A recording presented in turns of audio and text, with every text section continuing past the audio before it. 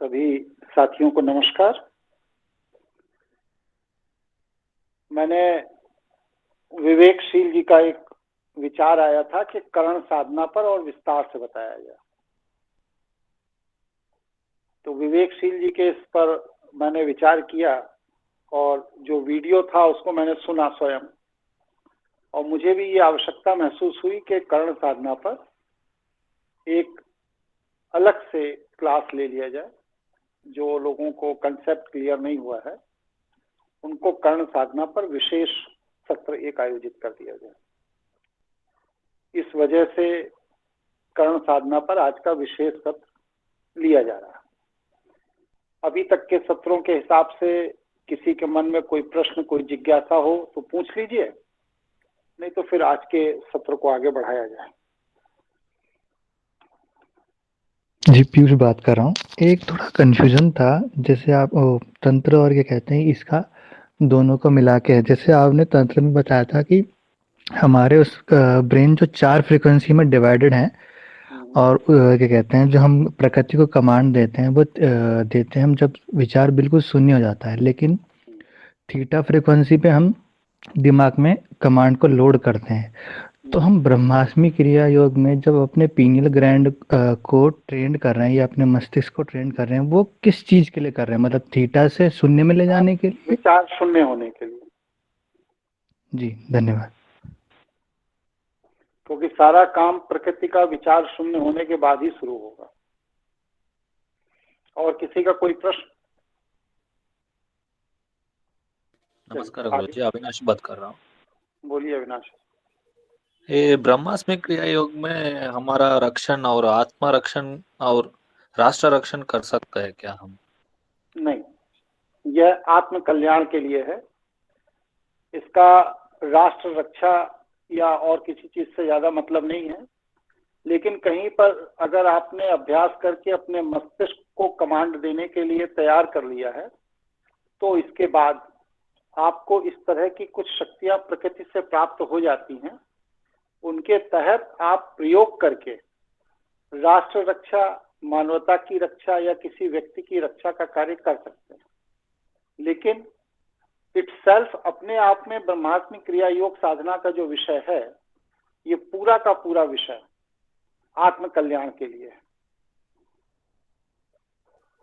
अगर राष्ट्र रक्षण के लिए तंत्र का प्रयोग करना पड़ेगा गुरुजी?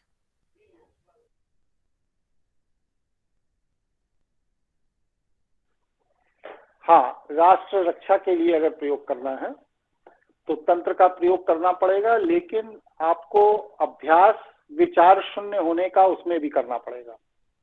अगर विचार शून्य होने का अभ्यास आपका नहीं है तो आप ब्रह्मास्मि और तंत्र इन दो में से किसी भी माध्यम से अगर कोई कॉमन कमांड देते हैं राष्ट्र के हित में, तो उसके लिए उस कमांड के असफल होने की संभावना रहती है। लेकिन आपने अपने को एकाग्र करके अगर शून्य पर ले जाने का अभ्यास कर लिया है तो फिर आप किसी भी माध्यम से कमांड देंगे, कमांड अपना काम करेगी।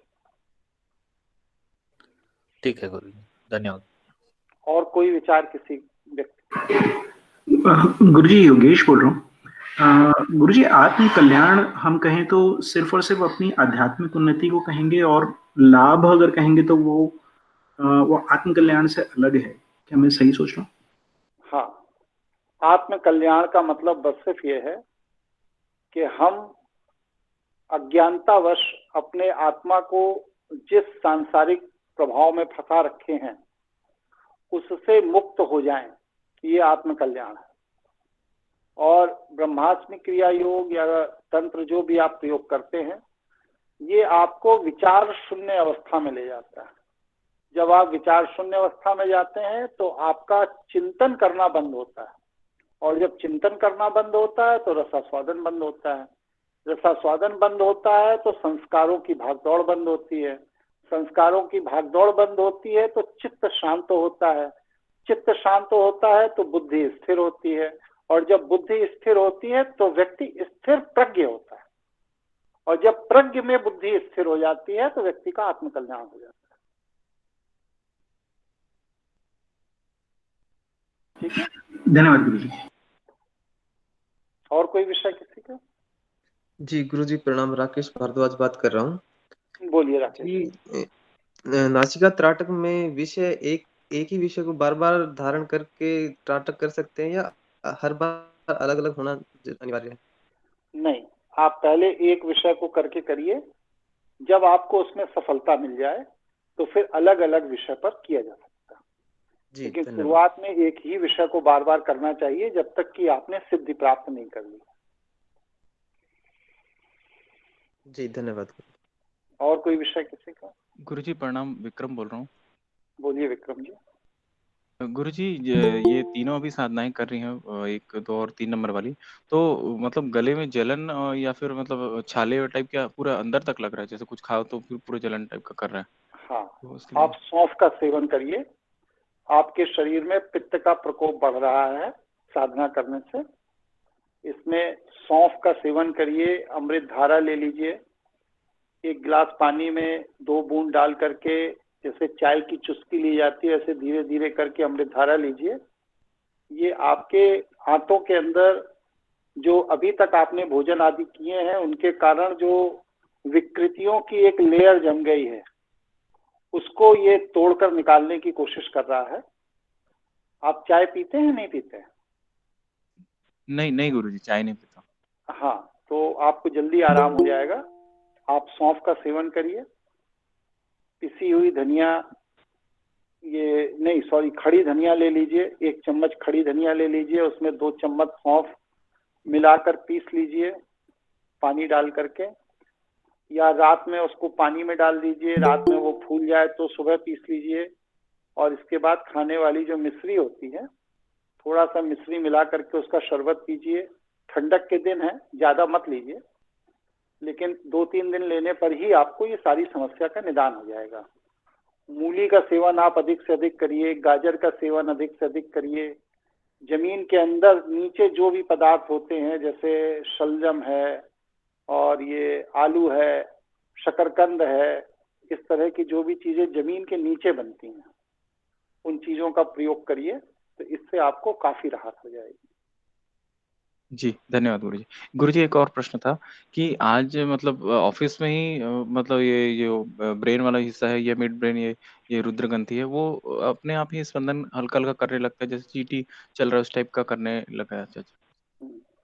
ये आप जो अभ्यास कर रहे हैं उसके कारण एनर्जी का फ्लो हो रहा है, और वो एनर्जी का फ्लो जब भी आप एकांत बैठेंगे, मन शांत होगा, विचार शून्यता की स्थिति होगी, तो वो धीरे धीरे अपने आप एक्टिव होने लगेगा। धीरे धीरे ये जब एक्टिव होते होते अभ्यस्त हो जाएंगे आप, तो ये 24 घंटे आपका ये ब्रह्मांड जो है ये एक्टिव बना रहेगा। फिर उस स्थिति में आपको एक अलग तरह का एहसास होगा, अलग तरह के आनंद की अनुभूति होगी। तो ये उसी दिशा में बढ़ता हुआ प्रयास है आपका। जी धन्यवाद गुरुजी। और कोई साथी कुछ जानना? विवेकशील नहीं जुड़े हैं क्या आज? जी प्रणाम गुरुजी, जुड़ा हूँ गुरुजी।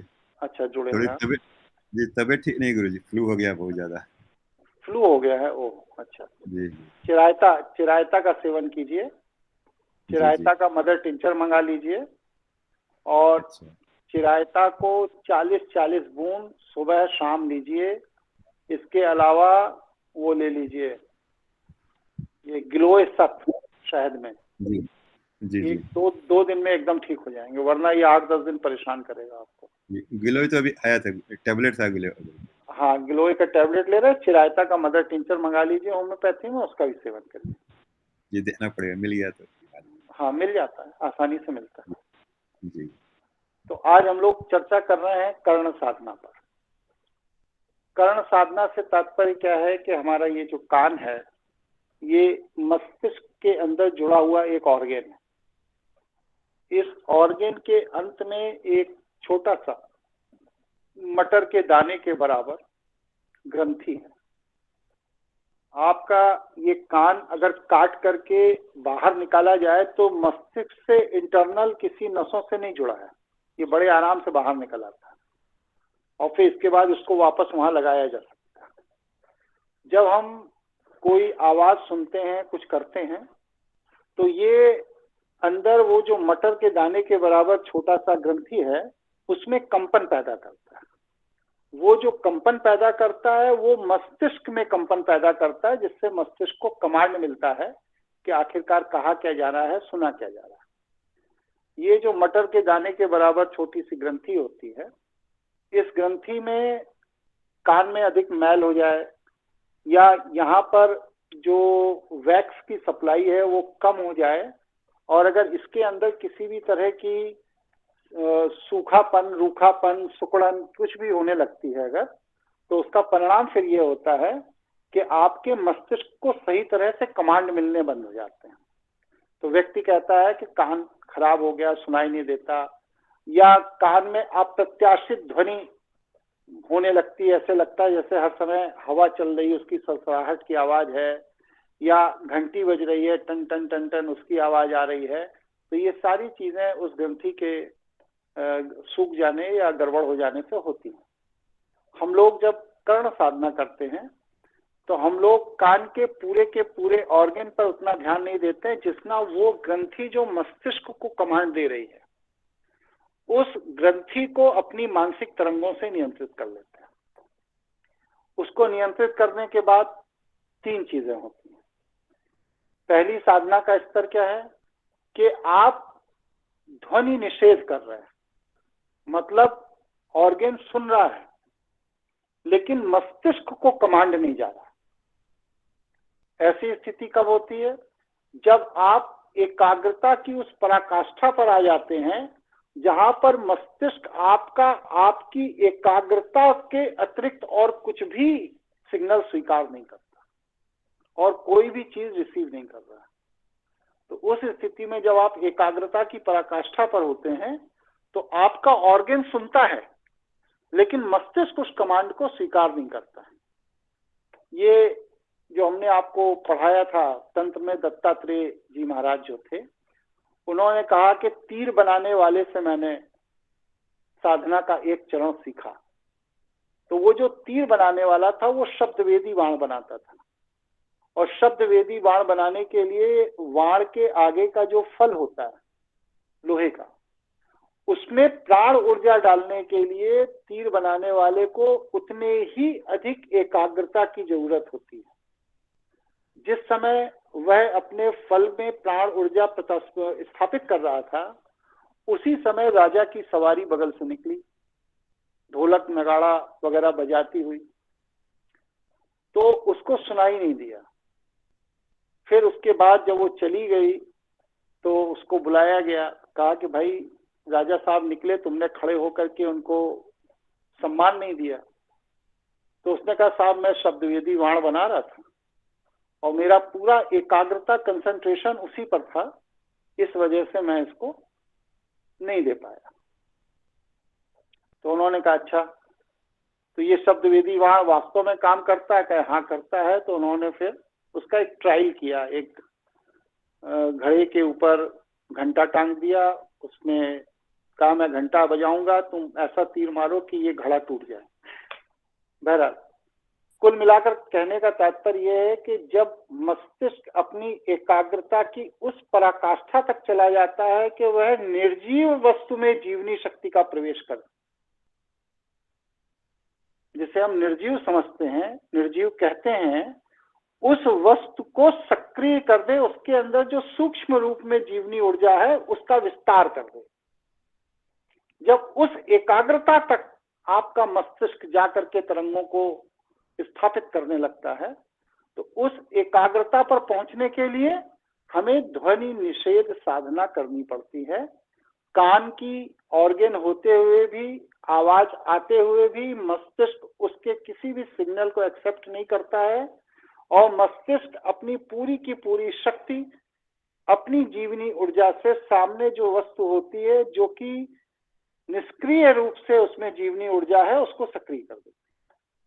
तो इसको कहते हैं ध्वनि निषेध साधना। इसमें व्यक्ति का ऑर्गन सुन तो सब रहा है लेकिन मस्तिष्क स्वीकार कुछ नहीं कर रहा। दूसरा है कर्ण इंद्रिय का एहसास न होना। ये दोनों अलग अलग चीज है। एक में क्या है कि कान ऑर्गन है, उसके अंदर सिग्नल जा रहा है, लेकिन मस्तिष्क स्वीकार नहीं कर रहा है। दूसरा ये है कि कान ही सिग्नल नहीं ले रहा है, मस्तिष्क के स्वीकार करने अस्वीकार करने की बात ही नहीं है। वहां पर क्या है कि जैसा मैंने बताया कि कान का ये जो ऑर्गन है, जिसके लास्ट में मटर के दाने के बराबर एक ग्रंथि होती है जो मस्तिष्क को कमांड देती है, उस ग्रंथि को आप अपनी मानसिक शक्तियों से फ्रीज कर देते हैं, स्तंभित कर देते हैं। तो उस स्थिति में क्या होता है कि कान में कोई भी आवाज अंदर जाती है, लेकिन अंदर उसका स्पंदन नहीं होता, और उसमें स्पंदन नहीं होता तो वह तरंगे मस्तिष्क को नहीं भेज पाता। ये दो अलग अलग चीजें हैं। इसमें दूसरी अवस्था जो है ये गुरु की कृपा से या गुरु के निर्देश पर होती है। पहली अवस्था जो है कि व्यक्ति का ऑर्गन सही काम कर रहा है लेकिन मस्तिष्क सिग्नल नहीं ले रहा है, ये व्यक्ति के व्यक्तिगत प्रयास से होती है, एकाग्रता से होती है। दूसरी स्थिति में जब बच्चे गुरु के सानिध्य में गुरुकुलों में पढ़ते थे और उनको एकाग्रता का अभ्यास नहीं होता था, तब गुरु अपनी प्राण ऊर्जा से कान के उस ऑर्गन को जो मस्तिष्क को सिग्नल दे रहा होता था उसको स्तंभित कर देता था कुछ देर के लिए, कुछ सेकंड के लिए, और उसको स्तंभित कर देता था। तो उस बच्चे को यह पता चल जाता था कि एकाग्रता की पराकाष्ठा में मस्तिष्क क्या कर सकता है, मस्तिष्क की क्या स्थिति बनती है। और फिर उसके बाद जब वह पता चल जाता था तो फिर वह बच्चा धीरे धीरे धीरे धीरे उसी स्थिति को प्राप्त करने का अभ्यास करता था एकाग्रता के द्वारा, कंसंट्रेशन के द्वारा। ये क्यों करता था गुरु, ऐसा क्यों करना पड़ता था? बच्चे का जो मूल स्वभाव है वो चंचलता है, उसमें वह गंभीरता नहीं होती, तो उसको गंभीर ज्ञान देना है। ज्ञान की गंभीरता को देखते हुए उसके मस्तिष्क को एकाग्रता की ऊर्जा देनी है, और उस एकाग्रता की ऊर्जा में वह जब तक इंद्रियों के रसास्वादन में उलझा है तब तक उसे एकाग्रता प्राप्त नहीं होगी।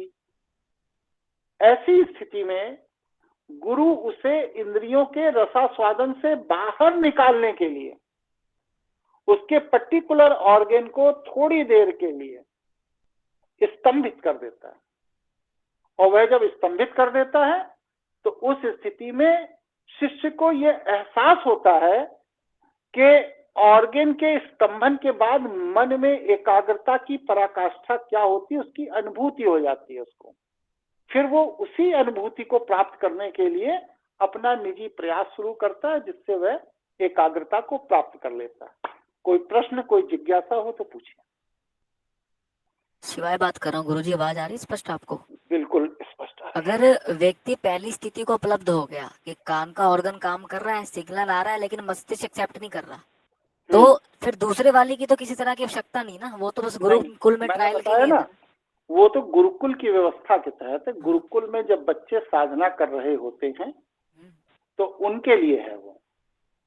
पहली अवस्था गुरुकुल की साधना के उपरांत वाली स्थिति, हमने साधना कर ली, गुरुकुल छोड़ दिया, बाहर आ गए जी। अब हमारा काम क्या है? निर्जीव चीज। निर्जीव का तात्पर्य ये कि जिसमें जीवनी ऊर्जा सुषुप्त रूप में पड़ी है, उसकी जीवनी ऊर्जा को सक्रिय करना है। किससे? अपनी मानसिक तरंगों से। तो वहां पर हम अपनी एकाग्रता के द्वारा मूर्ति में प्राण प्रतिष्ठा करते हैं, धातुओं में प्राण प्रतिष्ठा करते हैं, पत्थरों में प्राण प्रतिष्ठा करते हैं, पेड़ों में प्राण प्रतिष्ठा करते हैं। मतलब कि हम अपनी जीवनी ऊर्जा से दूसरे की जीवनी ऊर्जा को जो निष्क्रिय है उसे विकसित कर देते हैं। तो वो दूसरी अवस्था जी। और कोई प्रश्न किसी? नहीं। तीसरी अवस्था क्या होती? कर्ण साधना की। कर्ण साधना की तीसरी अवस्था वह अवस्था है कि हम जो सुनना चाहते हैं बस सिर्फ वही सुनेंगे, इसके अलावा कुछ नहीं सुनेंगे। आप देखिए, प्राय आप लोगों ने अपने जीवन में अनुभव किया होगा कि टेम्पो टैक्सी चलाने वाले जो होते हैं उनकी टेम्पो टैक्सी में बहुत तेज आवाज होती है, भड़ भड़ भड़ भड़ फड़ फड़ फड़ फड़ आवाज। और उसके बाद उस आवाज के साथ वो एक तो स्पीकर भी लगा देते हैं, उसमें गाना भी बजाते रहते हैं। तो एक तो टेम्पो टैक्सी की आवाज बहुत तेज हो रही है और उसके बाद उससे भी तेज आवाज में वो उसमें गाना बजा देते हैं। और ताज्जुब आपको तब होगा जब उसके बाद भी 10 मीटर दूर खड़ा हुआ व्यक्ति उनसे पूछता है कि भाई नवाबगंज चलोगे, तो वो जवाब दे देता है हाँ चलेंगे या नहीं चलेंगे। ऐसा आप लोगों ने अनुभव किया या नहीं किया? जी गुरुजी। जी और जी माँ ऐसा वाला भी होता है। उदाहरण इसमें ऐसा होता है ना, रात को सोई हुई माँ सिर्फ बच्चे की आवाज ही सुन पाती है बहुत देर में हाँ, कुछ हाँ। तो ये जो चीजें हैं ये क्या है, ये हमने अपने कान का इस तरह का अभ्यास बना लिया कि चाहे जितनी आवाज हो, चाहे जितनी ध्वनि हो, चाहे जो कुछ हो, हमें जो सुनने की इच्छा है वही सुनेंगे, बाकी और चीजें हमारा मस्तिष्क अस्वीकार करता चला जाए। तो ये 3 अवस्था जो होती है कर्ण साधना की होती है। पहले में व्यक्ति अपने को एकाग्र करता है, जिसे कहते हैं कैवल्य की स्थिति को प्राप्त कर लेना। एकाग्रता, एकांतवास और कैवल्य, ये 3 अलग अलग चीजें। इसकी जानकारी है आप लोगों को या इस पर भी कुछ प्रकाश डालूं? जी प्रकाश डाल दीजिए। देखिए होता क्या है कि व्यक्ति जब एकांतवास करता है, देखो माइक किसका ऑन है, बंद करो, माइक एक बंद कर दिया करो भाई। हाँ बंद कर दिया किसी ने। आज सुशील जी नहीं है, जुड़े हैं क्या सुशील? हाँ जी गुरुजी। भैया जरा ध्यान रखो, कोई माइक ऑन करे तो उसको बंद करा दो। जी जी जी। देखिए व्यक्ति एकांतवास करता है। एकांतवास व्यक्ति के करने का तात्पर्य यह है कि व्यक्ति एकांत में चला गया लेकिन दिमागी भागदौड़ जो उसकी है वो चल रही है, उसमें कोई कमी नहीं आई। आजकल के जितने धर्माचार्य हैं, मठाधीश हैं, धर्मगुरु हैं, आचार्य हैं, जो भी हैं, ये सब एकांतवास करते हैं। कमरे के अंदर बैठ जाते हैं और पूरा दिमाग उनकी पूरी गणित इसमें लगा रहता है कि अब कहाँ कहाँ किस किस से पैसा लेना है। तो ये होता है एकांतवास, कि हम एकांत में हैं लेकिन मस्तिष्क पूरी गति से चल रहा है। फिर एकांतवास जब लोग दुनिया समझ रही है कि वो साधना कर रहे हैं, लेकिन वास्तव में वो एकांतवास कर रहे हैं। अब इसके बाद सेकंड स्थिति आ गई एकाग्रता। एकाग्रता में क्या है कि व्यक्ति एकांत में है और उसका मस्तिष्क भी विचार शून्य अवस्था की तरफ बढ़ रहा है। विचार शून्य हुआ नहीं है, विचार शून्य अवस्था की तरफ बढ़ रहा है। तो वहां पर क्या है कि व्यक्ति एकांत में पहले भी था लेकिन उसके दिमाग में विचार चल रहे थे। इधर भी व्यक्ति एकांत में है लेकिन विचार शून्य अवस्था की तरफ बढ़ रहा है, एकाग्र हो रहा है, एक बिंदु पर ही चिंतन कर रहा है। और कैवल्य की स्थिति क्या है कि वहां पर व्यक्ति को आत्म मतलब कि एकाग्रता की उस पराकाष्ठा पर है कि जहां पर व्यक्ति को आत्मबोध ही खत्म हो गया कि मेरा कोई अस्तित्व है, जिसे कहते हैं समाधि। वहां पर भी व्यक्ति एकांत, वहां पर भी व्यक्ति विचार शून्य हो रहा है, लेकिन विचार शून्य की वह पराकाष्ठा पर पहुंच गया जहां पर उसे कैवल्य प्राप्त हो गया, मतलब कि अपने होने का भी बोध खत्म हो गया। तो ये 3 अलग अलग स्थिति है। प्रायः लोग एकांतवास में जाते हैं, जो थोड़े और उन्नत किस्म के साधक हैं वो एकाग्रता की साधना करते हैं।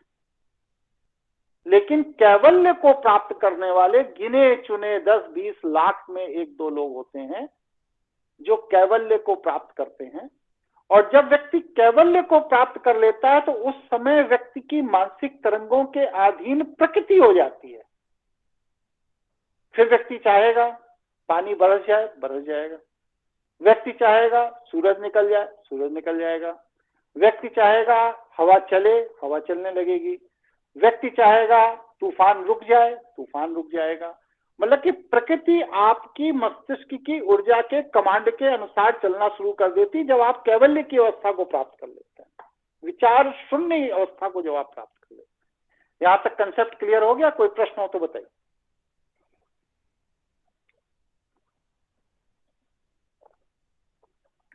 आगे बढ़े। अब क्या है कि ये मैंने बताया 3 साधनाएं, कान की 3 साधनाओं के 3 अलग अलग स्तर हैं। अब कैसे प्राप्त हो ये स्तर?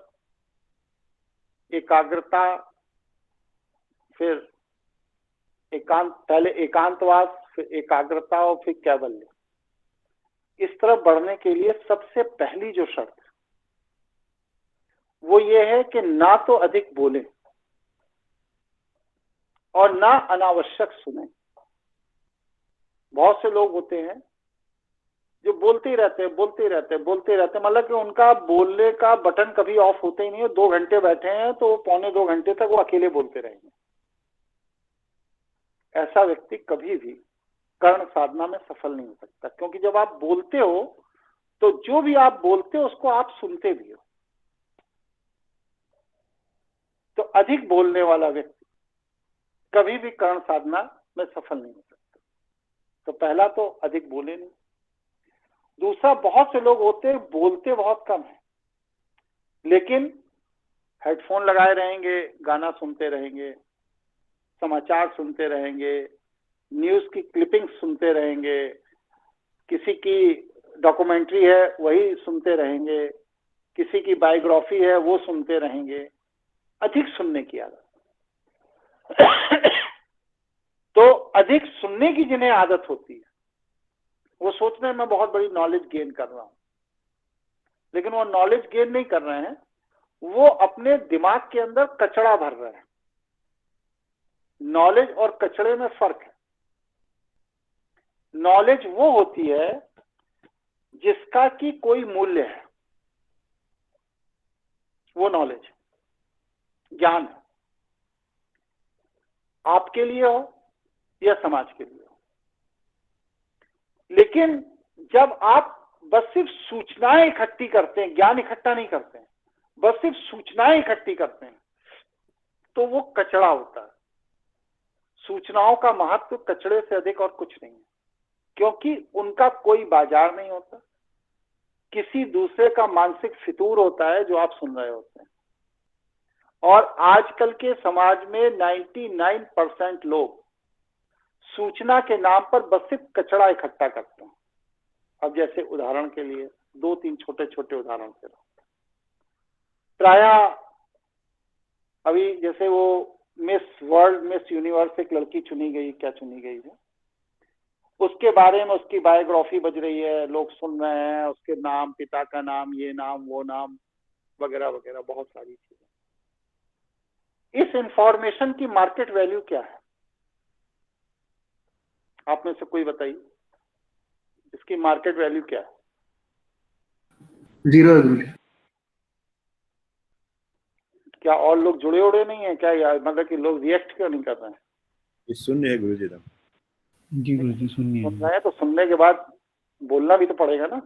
हमें कैसे पता सुन रहे हैं हम? ये क्यों ना माने कि माइक ऑन करके सब अपने अपने काम में लग गए। 10 बार संवाद की विशेषता और संवाद के तरीके के विषय में मैं अपना विचार दे चुका हूँ। आप लोग गंभीर कब होंगे भी कि नहीं होंगे, मैं ऐसे ही बोलता रह जाऊंगा।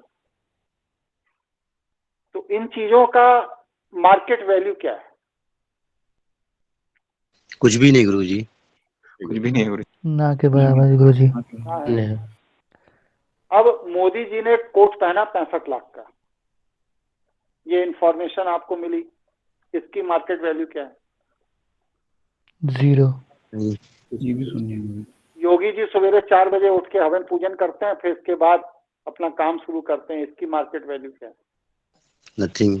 कुछ नहीं गुरुजी। ये भी 0 है। की कमर पतली हो गई, पहले वो 32 इंच की थी, अब वो 28 इंच की हो गई, इसकी मार्केट वैल्यू क्या है? कुछ नहीं। जी 0। अब आप सोचिए कि सुबह से शाम तक आप जितनी भी इंफॉर्मेशन गैदर करते हैं, जितनी भी सूचना प्राप्त करते हैं, इन सूचनाओं की मार्केट वैल्यू क्या है? मेरे यहाँ तो टीवी है ही नहीं घर पे, मैं टीवी रखता ही नहीं हूँ। और फेसबुक में भी आप देखिए, मैं बस एक पोस्ट डाल देता हूं, मैं कभी किसी का कमेंट पढ़ने भी नहीं जाता कि मेरी पोस्ट पर किस व्यक्ति ने क्या कमेंट लिखा, पॉजिटिव लिखा, नेगेटिव लिखा, मैं वो भी पढ़ने नहीं जाता। मेरा काम, क्योंकि सोशल मीडिया में समाज को सूचना देने का एक माध्यम है फेसबुक, इससे ज्यादा उसकी कोई उपयोगिता मेरे लिए नहीं। तो मतलब क्या है कि आप सूचनाओं में अगर सूचनाओं की वैल्यू के हिसाब से देखें तो दिन में अगर 1000 सूचना आपको दी जा रही तो शायद उसमें 1 या 2 सूचना ऐसी होगी 1000 में जो आपके बौद्धिक स्तर का विकास कर रही है या आपको चिंतन करने के लिए बाध्य कर रही है या फिर आपके आत्मकल्याण के लिए आपको प्रेरित कर रही है। शायद, कोई जरूरी नहीं है कि 1000 में 1-2 मिल भी जाए, हो सकता है पूरी की पूरी 1000 बोगस सूचना हो।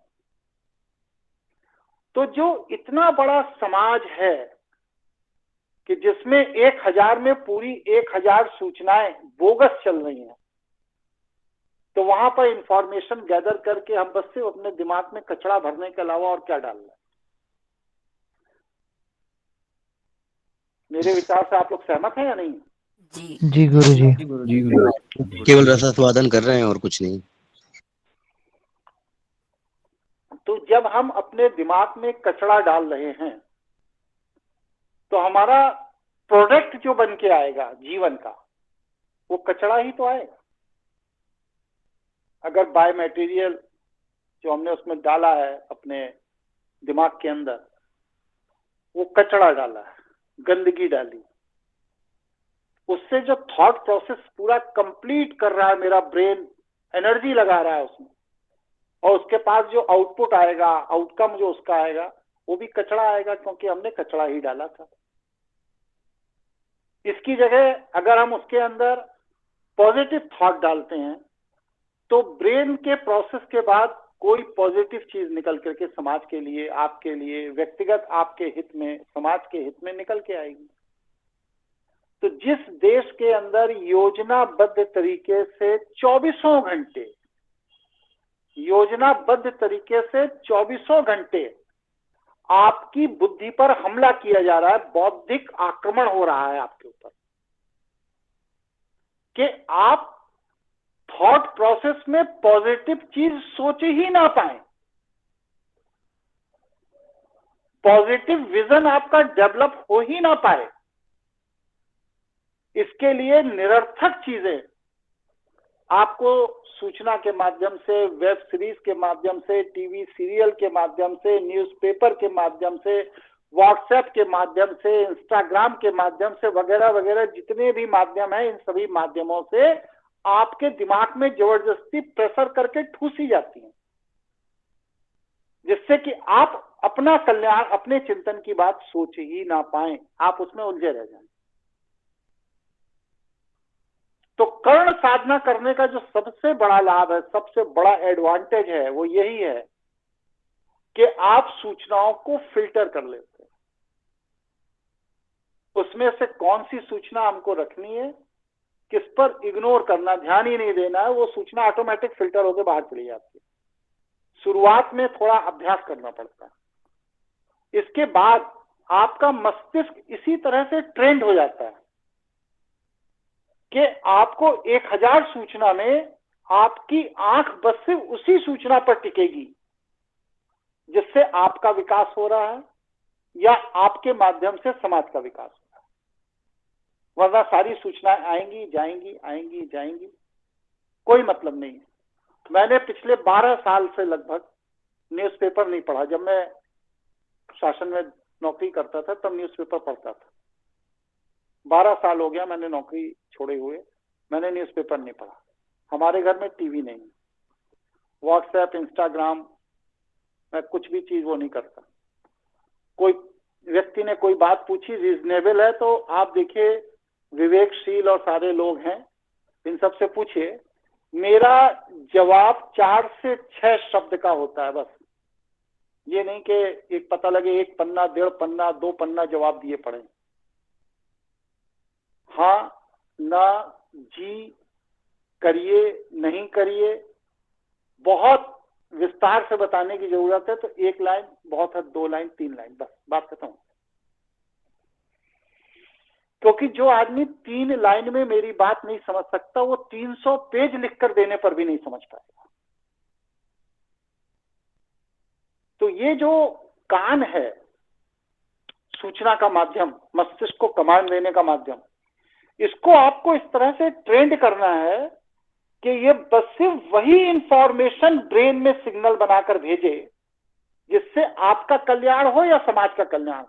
बाकी सारी चीजों को अपने स्तर पे यहीं पर बैरियर लगाकर रोक दें। विषय समझ में आया आप लोगों को? जी गुरुजी।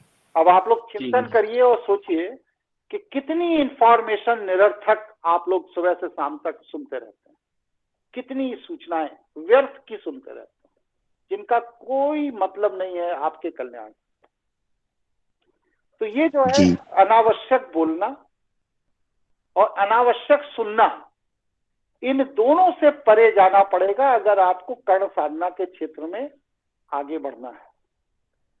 अपने विचारों के क्रम को रोकना पड़ेगा, क्योंकि हमारा ये जो मस्तिष्क है इसकी जो क्षमता है उस क्षमता में हम पूरे जीवन भर शब्द सुनिए मेरा, पूरे जीवन भर 99.9% मतलब कि 100% में 0.1% छोड़कर बाकी वही सूचनाएं इकट्ठी करते रहते हैं जिनका कि मेरे जीवन में कोई उपयोग नहीं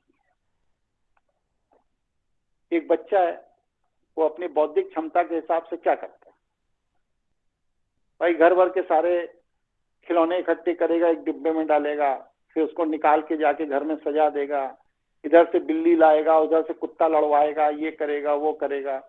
कोई चाबी वाला खिलौना है तो उसमें चाबी भर देगा, खिलौना चलेगा, वो उसके पीछे पीछे चलेगा। ये सब क्या है? यह उसका बालपन है, बुद्धि विलास। और हमारा क्या है कि हमारे खिलौनों के स्वरूप बदल गए।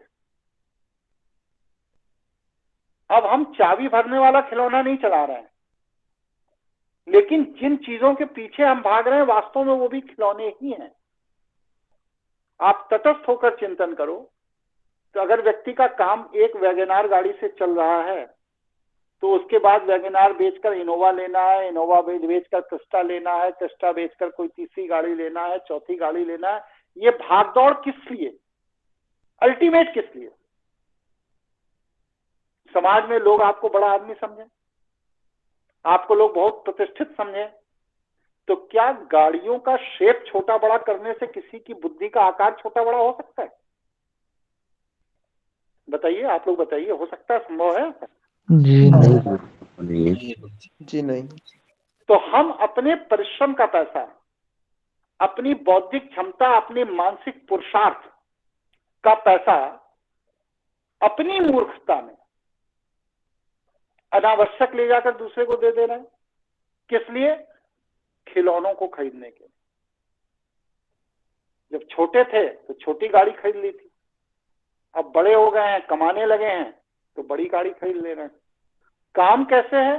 काम एक वैगनार से चलना है शहर के मूवमेंट के लिए, शहर के बाहर जाना है, जहाज से जाना है, ट्रेन से जाना है, हाईवे पर जाना है, आप टैक्सी बुक करिए, ड्राइवर आएगा, गाड़ी में बिठाएगा, आपको ले जाएगा, काम करके आइए, लौट के आइए। बस सिर्फ अपने डे टू डे के सर्दी, गर्मी, बरसात, इनसे बचने के लिए एक 4 व्हीलर होना चाहिए जिसमें पति पत्नी, एक आध बच्चा बैठ करके सामान आमान लाया ले जा सके। इसके लिए एक वैगनार तरह की गाड़ी पर्याप्त है।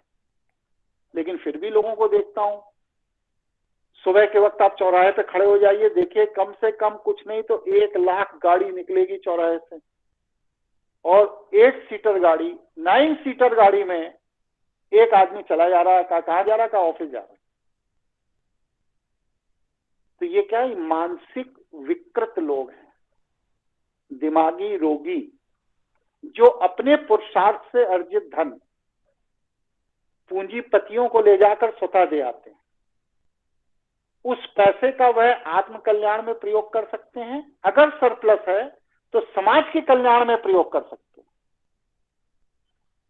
लेकिन वह ना आत्म कल्याण में उस धन का प्रयोग कर रहे हैं, ना समाज के कल्याण में कर रहे हैं।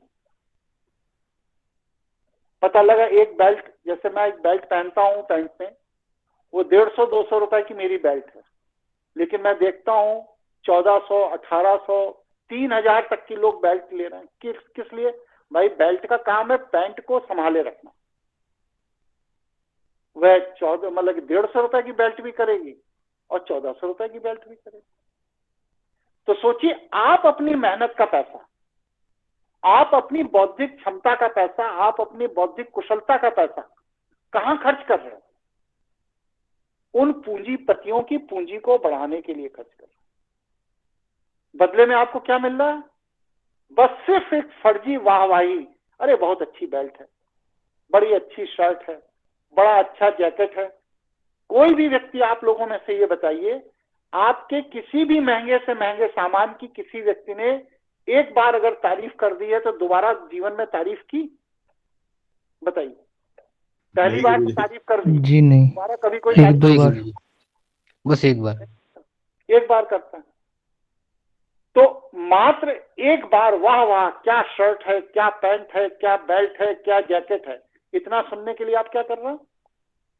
आप उस पैसे को खर्च कर दे रहे हो जो आप अपने बच्चों के लिए पूंजी का निर्माण करने में खर्च कर सकते हो, अपने व्यापार धंधे में बढ़ाने में खर्च कर सकते हो। मैंने बहुत से ऐसे नौजवान लड़कों को देखा है कि जेब में पेट्रोल डलाने का पैसा नहीं है, लेकिन एप्पल का फोन लेके घूम रहे हैं। तो ये क्या है? ये मानसिक रोगी हैं, ये अपराधी हैं, विकृत सोच के लोग हैं। ऐसे लोग अपनी कामनाओं, वासनाओं, विलासिताओं को पूरा करने के लिए किसी की भी गर्दन काट सकते हैं, क्योंकि ये मानसिक रोगी हैं, स्वस्थ चित्त के लोग नहीं। तो ऐसे जो मानसिक रोगी प्रवृत्ति के लोग हैं, उन्हें कर्ण साधना में कोई लाभ नहीं होगा। क्यों? क्योंकि विचारों का भटकाव यहां पर स्थिर हो जाता है। इसलिए कर्ण साधक जो भी होगा, जो इंद्रियों को नियंत्रित करने की साधना करने लगेगा, उसके अनावश्यक के व्यय खत्म हो जाएंगे। बलजीत जी जुड़े हैं, नहीं जुड़े हैं हमसे? आज नहीं जुड़ा। आज बलजीत जी हैं नहीं, अयोध्या गए दर्शन करने। बलजीत जी का महीने का खर्चा 2 लाख रुपए का था जब ये हमारे पास आए थे। आज उनके महीने का खर्चा 30,000 रुपए का है, उसी सम्मान के साथ चल रहे हैं। अब सोचिए, 30,000 रुपए में आज वो पूर्ण सम्मान के साथ जी रहे हैं, और यही व्यक्ति 4 साल पहले जब मेरे पास आया था तो इसके महीने का खर्चा 2 लाख रुपए। अब क्या है कि वही 1,70,000 रुपए महीना वह अपनी पूंजी निर्माण कर रहा है प्रति माह। कल के दिन वो इन्वेस्टमेंट उसको करोड़पति बनाएगा। तो हम दरिद्र इसलिए हो जाते हैं क्योंकि हम अपनी इंद्रियों पर नियंत्रण नहीं रखते हैं। हम अपने दिमाग में कचड़े को भरते हैं। लड़कों से पूछो, बताएंगे क्रिस्टा गाड़ी 4 सीटर की क्या कीमत है, इसकी क्या कीमत है, इसमें जो व्हील लगे हैं उसकी क्या कीमत है, इसमें जो रबर है उसकी क्या कीमत है, एप्पल के फोन का ये नया मॉडल आया है, इसमें ये फीचर है, वो फीचर है। क्या जरूरत है इन सब चीजों की? वो तो अपना प्रोडक्ट बेचने के लिए उसका विज्ञापन कर रहे हैं। आप उस विज्ञापन को अपने दिमाग में कचड़े की तरह क्यों भर रहे हो? उसकी क्या वैल्यू है? उससे आपके जीवन का क्या कल्याण होने वाला है? तो कर्ण साधना में इस तरह की निरर्थक वैल्यू की चीजों को अपने मस्तिष्क में स्थान नहीं देना है। मेरा विषय समझ में आया आप लोगों को? कोई प्रश्न, कोई जिज्ञासा हो तो पूछ लीजिए। ये सारा कचरा, ज्ञान, सारी प्रतिस्पर्धा की दौड़, ये सब जीवनी ऊर्जा का हनन कर रही है, नाश कर रही है गुरुजी, है ना? बिल्कुल, जीवनी शक्ति को नष्ट करती है, इसके बाद से जीवनी ऊर्जा को नष्ट करती है। मतलब क्या है कि जब हम इस कचड़े को बाहर से भरते हैं तो हमारे अंदर से जो अंतः आवाज आती है, अंतः चेतना की जो आवाज आती है, उसको हम इग्नोर कर देते हैं। और अंतः चेतना की जो आवाज है, ये अंतः चेतना की आवाज ही आपका कल्याण करती है, क्योंकि ईश्वर ही आपको कल्याण का मार्ग दिखा सकता है और कोई नहीं दिखा सकता।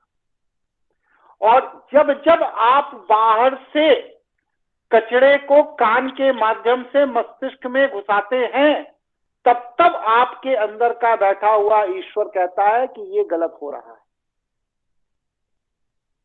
हर बार कहता है, लेकिन हम लोग उस अंदर के आवाज को इग्नोर करने का अभ्यास कर लेते हैं बचपन से, इसलिए हमें वो आवाज नहीं सुनाई देती। इसलिए कचड़े को आप घुसेड़ना बंद करिए कान के माध्यम से मस्तिष्क में, तो आपका मन अंतः श्रवण करेगा।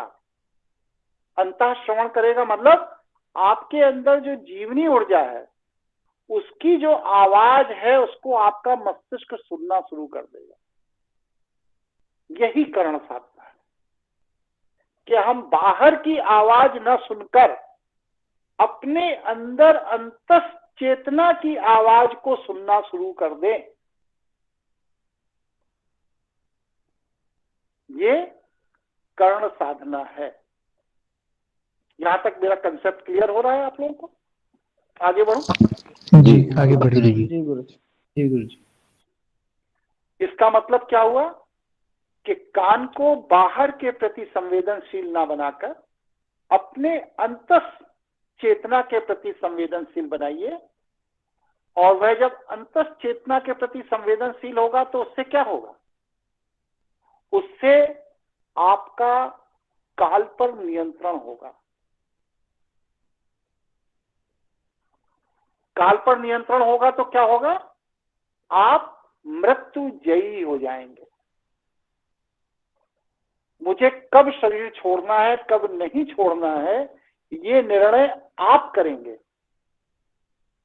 आपका अंतस चेतना आपके मस्तिष्क के अंतस श्रवण के साथ जब संबंध स्थापित कर लेगा, तब आपके मस्तिष्क के अनुसार आपकी अंतस चेतना कार्य करना शुरू करेगी। लेकिन शर्त क्या है कि बाहर के कचड़े को घुसेड़ना बंद कर दिया जाएगा तब, अन्यथा ये कभी नहीं होगा।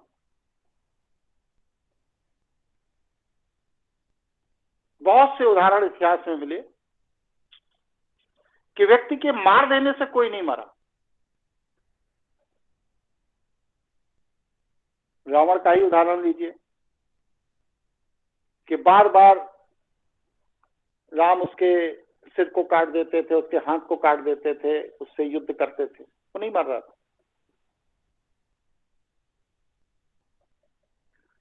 भीष्म पितामह को ले लीजिए, शुक्राचार्य जी को ले लीजिए, बृहस्पति के पुत्र यक्ष को ले लीजिए, तो बहुत से उदाहरण ऐसे मिल जाएंगे आपको कि व्यक्ति की मृत्यु व्यक्ति के नियंत्रण में हो सकती है। व्यक्ति जब चाहे तो शरीर छोड़ेगा, अन्यथा कोई भी उससे शरीर छुड़वा नहीं सकता। लेकिन इसके लिए आपके मानसिक ऊर्जा की चेतना उस स्तर तक विकसित होनी चाहिए कि आप अपनी अंतस चेतना को नियंत्रित करें। वो कैसे करेंगे? जब अंतस चेतना के साथ संवाद करेंगे, उसको श्रवण करेंगे, उसको नियंत्रित करेंगे, तब। इसकी शर्त क्या है कि बाहर से दिमाग में कचड़े को घुसेड़ना बंद कर दीजिए।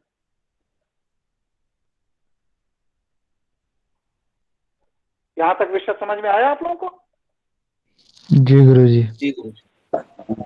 जब आप बाहर से दिमाग में कचड़े को घुसेड़ना बंद कर देते हैं, तब प्रकृति से आपका सीधा संबंध जुड़ जाता है। फिर आपके प्रश्नों का उत्तर प्रकृति देने लगती है। आपको प्रकृति निर्देश देने लगती है, आपको वह ध्वनि प्रकट करके संदेश देने लगती है, वह आपके साथ अपने सहयोगियों के माध्यम से आपको संदेश देने लगती है। और इसके लिए क्या करें, कैसे अभ्यास करें? इसके लिए सबसे परंपरागत अभ्यास जो है शैवों में, वो है डमरू वादन, जिसको कि वैष्णव लोगों ने घंटे के रूप में ले लिया। डमरू की जो ध्वनि है, कभी आप लोगों ने उस पर ध्यान दीजिए, सुनिए उसको। तो जब आप इसकी ध्वनि को सुनते हैं, डम डम डम डम डम, तो आपके ब्रह्मांड पर सीधी ये ध्वनि असर करती है, खट खट खट खट खट, सीधा ब्रह्मांड पर असर करती है। जिस समय डमरू बजाने वाला बढ़िया डमरू कोई बजा देता है, उस समय आपका मस्तिष्क विचार शून्य हो ही जाएगा, गारंटी है।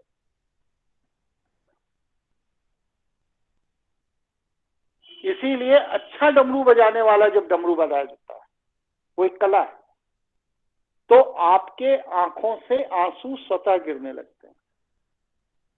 क्यों? क्योंकि विचार शून्य हो जाने पर मस्तिष्क पर जो एक आवरण होता है, वह आवरण खत्म हो जाता है और आप अबोध गति को प्राप्त कर लेते हैं। और जब आप अबोध गति को प्राप्त करते हैं, तो आपके मन का विकार आंखों से आंसू के माध्यम से बहकर निकलने लगता है। तो डमरू की ध्वनि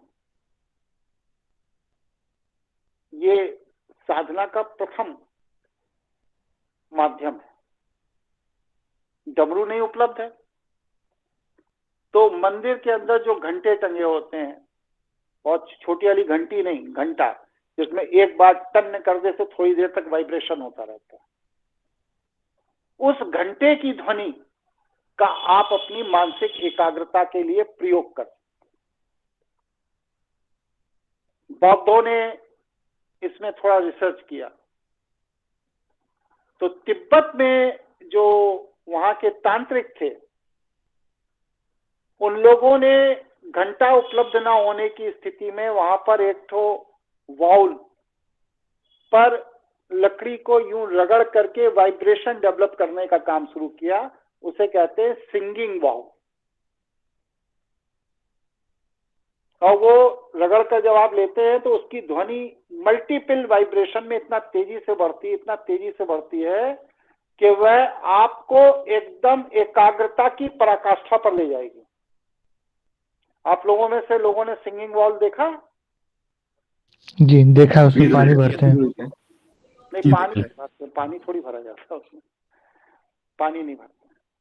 वो एक सिंपल कटोरे की तरह होता है जो बौद्ध संत लिए रहते हैं, इंटरनेट पर सर्च करिएगा, वो सिंगिंग वॉल लिए रहते हैं। एक लकड़ी को उसके ऊपर यूं रगड़ते हैं तो से एक जो वाइब्रेशन होता है वो आपको एकाग्रता की पराकाष्ठा पर ले जाता है।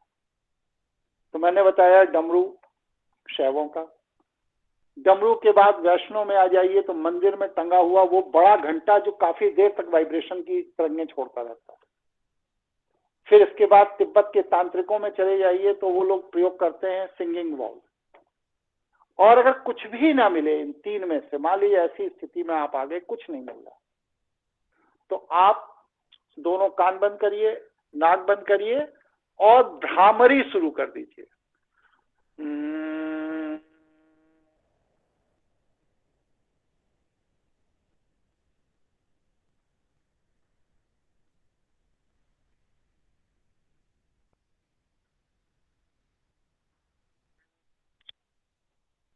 भ्रामरी शुरू कर। आप जब भ्रामरी शुरू करेंगे तो इसके 5 बार भ्रामरी करने का विधान शास्त्रों में दिया गया। भ्रामरी के 5 चरण अगर आपने पूरे कर लिए तो आपका संसार से संबंध कुछ क्षण के लिए कट जाता है। मस्तिष्क अपनी एकाग्रता की पराकाष्ठा पर चला जाता है। तो अगर कोई सुविधा नहीं है तो आप भ्रामरी करके भी अपने कर्ण साधना की विषय को आगे बढ़ा सकते हैं। जब ये विषय आगे बढ़ जाता है तो क्या होता है, आपके प्रश्नों का उत्तर प्रकृति देना शुरू कर देती है। जैसे कि आपका कोई एक प्रश्न है, आपने कहा ये कार्य होगा नहीं होगा, तो अब आपको, आप लोगों ने अनुभूत किया हो नहीं किया हो, मैंने तो एक दो बार अनुभव भी किया, देखा भी है, तो आपके मस्तिष्क के अंदर जब प्रश्न चल रहा होता है तो आपके प्रश्न के जवाब में कोई पक्षी बोलना शुरू कर देता है। पक्षी बोलना शुरू कर दिया मतलब कि आपका काम होगा, कोई नहीं रोक सकता। बोलता हुआ पक्षी आपका प्रश्न पूछते ही चुप हो जाए, मतलब यह है कि आपका काम नहीं होगा। आपका प्रश्न सुनकर पशु मुड़कर आपकी तरफ आना शुरू कर दे, मतलब आपका काम होगा। आपका प्रश्न प्रकट करते ही पशु आपको देखे और जाना शुरू कर दे, मतलब आपका काम नहीं होगा। इसी तरह पेड़ पौधे, झरने, प्रकृति, सारी चीजें अपनी अपनी अभिव्यक्ति के द्वारा आपके प्रश्नों का उत्तर खड़ा करते हैं, लेकिन हम लोग अनुभव के अभाव में उनको समझ नहीं पाते हैं। इसका बहुत आसान तरीका क्या है कि आप अपने अंदर के द्वंद में जो प्रश्न खड़ा है उस प्रश्न को प्रकृति के सामने प्रकट करिए और मौन हो जाइए। अब प्रकृति का निर्देश, प्रकृति के संदेश की प्रतीक्षा करें। कभी भी ऐसा नहीं होता कि आपने प्रश्न किया और प्रकृति उसका जवाब न दे, नहीं होता। अचानक हवा तेज चलने लगेगी, अचानक पानी की झरने का जो रिदम है वो सकारात्मक सुनाई देने लगेगा, नकारात्मक सुनाई देने लगेगा। जानवरों की चहचहाट तेजी से होने लगेगी, बंद हो जाएगी। मतलब प्रकृति आपको कमांड देगी, निर्देश देगी जरूर। तंत्र में तो संभव ही नहीं है कि आपने प्रकृति को कोई कमांड दिया और प्रकृति पलटकर उसका रिस्पांस आपको ना दे। शिवाय जी जुड़े हैं नहीं जुड़े हैं? जी गुरुजी जुड़ा, बताइए। आपका क्या अनुभव है कि प्रकृति कमांड देने पर पलट के काम होने ना होने का जवाब देती है नहीं देती है? बिल्कुल गुरुजी, वो किसी भी माध्यम से देर सवेर आपको मतलब एक तरह की डिलीवरी रिपोर्ट भेजेगी, चाहे किसी भी माध्यम से भेजे। आपके अनुभव में ऐसा अनुभूति कितनी बार आपने अभी तक अपने जीवन में की जब से मुझसे जुड़े? शायद गुरुजी मेरे से 30-40 बार से ज्यादा बार कर ली, और बहुत बार तो एक सप्ताह बीत जाए, चाहे 15 दिन बीत जाए। कई बार क्या होता है, आपको काम होने की भी सूचना नहीं होती, लेकिन कुछ ऐसी व्यवस्था बन जाती है कि ले देकर आपको सूचित कर देगी प्रकृति अगर आपका काम हो गया तो। गुरु कहने का तात्पर्य यह है कि ये एक मैंने शिवाय का उदाहरण दिया, ऐसे ही राहुल द्विवेदी है बनारस में, और लोग हैं इसी तरह से। ये लोग जो तंत्र के इन सब क्षेत्रों में अपनी प्रतिष्ठा, अपना समय दे रहे हैं, समय लगा रहे हैं, तो ये लोगों ने अनुभूत किया है। ऐसा नहीं है कि मैं कोई बात कर रहा हूं, प्रैक्टिकल इन लोगों ने किया, करके देखा, और अनुभूतियों में ये लोग ये पा रहे हैं कि ऐसा हो ही नहीं सकता कि आप प्रश्न खड़ा करें, अगर आपने कर्म साधना की है तो, कि आप प्रश्न खड़ा करें और प्रकृति आपको जवाब ना दे, नहीं हो सकता। वो जवाब देगी ही देगी, चाहे वह वातावरण की ध्वनि में परिवर्तन करके जवाब दे, चाहे निर्जीव वस्तु जो अभी तक आपके सामने पड़ी हुई थी, एकदम धुंधली सी, उसकी अचानक चमक बढ़ने लगेगी। मंदिर में कोई मूर्ति है, आप वहां बैठ करके प्रश्न किया है, तो आपको उस मूर्ति के अंदर जीवांत होने की अनुभूति होने लगेगी। आपने अपने मेज पे कोई हनुमान जी की, कोई गणेश जी की, कोई शंकर जी की मूर्ति रखी है, आपकी अनुकूल परिस्थिति होगी तो उस मूर्ति के चेहरे की चमक बदल जाएगी। आपके कलम, आपका गिलास, किसी भी तरह की कोई भी वस्तु आपको सिग्नल देती है प्रकृति के निर्देश पर कि आपका काम हो रहा है, नहीं हो रहा है, होगा नहीं होगा। लेकिन हम लोग उतने संवेदनशील नहीं हैं, इसलिए हम लोगों को वह अनुभूतियों का एहसास नहीं होता। लेकिन प्रकृति का निर्देश होता है, आता है। सुशील जहांगीर जी जुड़े। हाँ जी गुरु जी। इस तरह का अनुभूति आपकी कोई है? बिल्कुल है गुरु जी। और कौन साथी साधना में हमसे जुड़े हुए या जो हमसे नहीं भी जुड़े हैं, उनमें से अगर किसी के पास कोई इस तरह की अनुभूति है? दामोदर जुड़ा है, नहीं जुड़ा? दामोदर आज नहीं जुड़े। तो ये मतलब ये लोगों को मैं इसलिए आप लोगों को बता रहा हूं जिससे कि आप लोग भी प्रेरित हों, क्योंकि मेरे तो अपने जीवन में ये अनुभूतियां निजी तौर से है ही कि निर्जीव वस्तुएं भी आपके साथ अपनी अभिव्यक्ति के स्वरूप के अनुसार संवाद करती। जो बोलने वाली प्रजाति है वो कोलाहल करने लगेगी। कोई प्रजाति नहीं है, कोई कोलाहल नहीं है, कुछ नहीं है, तो प्रकृति अपने परिवर्तन करके आपके कार्यों की सूचना आपको देने लगे। नहीं है कुछ, तो आपके पूर्वज या कोई दिव्य आत्मा आपको स्वप्न में या स्वप्न के बाहर जागृत अवस्था में प्रकट होकर आपके साथ संवाद करने लगेगा। आपको वह प्रकृति से जो भी प्रश्न है उसका उत्तर वह आपके पूर्वज जो शरीर में नहीं है या कोई दिव्य आत्मा आपके प्रकृति से पूछे गए प्रश्न का उत्तर देगी। लेकिन अब इसमें कुछ बारीकियां हैं, कुछ सावधानियां हैं, उन पर विशेष ध्यान रखना चाहिए। यहां तक मेरा विषय आप लोगों को समझ में आया या नहीं आया, बताइए। जी आगे। जी गुरु जी।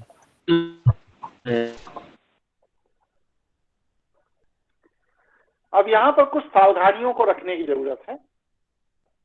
सावधानियां क्या रखनी है कि जब भी आप कर्ण साधना में उतरते हैं और प्रकृति के साथ प्रश्न खड़े करते हैं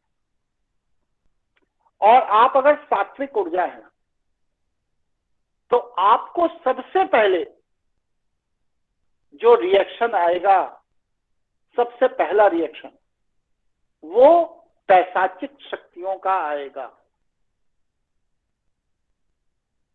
क्योंकि वह ऐसे लोगों को ढूंढती हैं जिनके साथ उनका संवाद हो और वह मोक्ष को प्राप्त कर सकें, वो अपने उस स्थिति से निकल जाएं। तो वो ढूंढती रहती हैं। तो जैसे ही आप अपने एकाग्रता की उस पराकाष्ठा पर आ गए और आकर के आपने प्रकृति के साथ संवाद करने के लिए प्रश्न छोड़ा, तो सबसे पहले पैशाचिक शक्ति आपके पास आकर के आपसे संवाद की चेष्टा करती है, जिससे कि आपकी उसकी मित्रता हो और वह अपने पैशाचिक योनि से बाहर चली जाए। इसलिए सावधानी में क्या है, सबसे पहले पैशाचिक शक्तियों से बचना है। बचना कैसे पहचाने पैशाचिक शक्ति है? पैशाचिक शक्ति जब भी आपके साथ बात करेगी तो उसकी आवाज गूंजती हुई होगी, स्मूथ नहीं होगी। और जब आवाज गूंजती हुई हो, आवाज के पीछे एक सेकंड आवाज भी इको कर रही हो, तो आप सोच लीजिए कि आपके प्रश्न का उत्तर पैशाचिक शक्तियां दे रही हैं। उत्तर लेने में कोई बुराई नहीं, क्योंकि वो भी सत्य ही बोलेंगी, झूठ नहीं बोलेंगी। लेकिन वो पैशाचिक शक्तियां, उनको बहुत मुंह लगाना ठीक नहीं। फिर इसके बाद जीव शक्तियां, जिन्हें हम जीव जंतु कहते हैं, ये आपको आपके प्रश्न का उत्तर देंगी जब आपके एकाग्रता की पराकाष्ठा और बढ़ जाएगी। फिर उसके आगे जब आप और आगे बढ़ जाते हैं तो आपके पूर्वजों की शक्तियां सक्रिय होकर आपका सहयोग करने लगती हैं, आपके साथ संवाद करने लगती हैं, आपके प्रश्नों का उत्तर देने लगती हैं। और पूर्वजों के बाद फिर प्रकृति आपके साथ संवाद करती है, प्रकृति आपके साथ अपने विचार रखती है, आपके प्रश्नों के उत्तर देती है, आपका मार्गदर्शन करती है। फिर प्रकृति के बाद क्या? ब्रह्मांडीय शक्तियां आपका सहयोग करने लगती हैं, आपके साथ संवाद करने लगती हैं। ये कर्ण साधना करने की पराकाष्ठा है। जब तक कर्ण साधना में पैशाचिक शक्तियां आपके प्रश्न का उत्तर दे रही हैं, इसको कहते हैं कर्ण पिशाचिनी। ये बहुत सरल साधना है, बहुत ऊर्जा लगाने की जरूरत नहीं पड़ती है, बहुत कम समय में प्राप्त हो जाती है, 40-42 दिन में ही कर्ण पिशाचिनी सिद्ध हो जाती है। कर्ण पिशाचिनी के बाद जो अगला स्टेप है वो है कर्ण यक्षिणी, और फिर कर्ण यक्षिणी के बाद क्या है? फिर ब्रह्मांडीय शक्तियां आपके साथ काम जुड़ जाती, आपके पूर्वज जुड़ जाएंगे, दिव्य लोक के दिव्य लोग जुड़ जाएंगे। इस तरह का आपको सिद्धियां प्राप्त होने लगेंगी। और इस ब्रह्मांडीय ऊर्जा में दिव्य लोगों की दिव्य शक्तियों के बाद भी अगर आप अपने आप को और आगे साधना के क्षेत्र में बढ़ाते चले जा रहे हैं, तो सबसे अंत में जो शक्तियां आपके साथ संवाद करती हैं वह होती हैं ईश्वरीय शक्तियां, जो इस पूरे के पूरे ब्रह्मांड की व्यवस्था को चला रही हैं, वह आपके साथ संवाद करना शुरू कर। वहां पर काल नगण्य है। पृथ्वी के आदि से पृथ्वी के अंत तक की सारी सूचना उनके पास है। आप उनसे कुछ भी पूछ सकते हो और हर बात का उत्तर आपको दे देंगे। लेकिन ये साधना की वो पराकाष्ठा है जिसके बाद व्यक्ति निर्विकल्प समाधि में चला जाता है। यहां तक व्यक्ति सविकल्प समाधि में रहता है, लेकिन अगर इसके आगे बढ़ेगा तो फिर वह निर्विकल्प समाधि में चला जाएगा। वहां पर प्रश्न खड़े होने ही बंद हो जाएंगे और व्यक्ति ईश्वरमय हो जाएगा।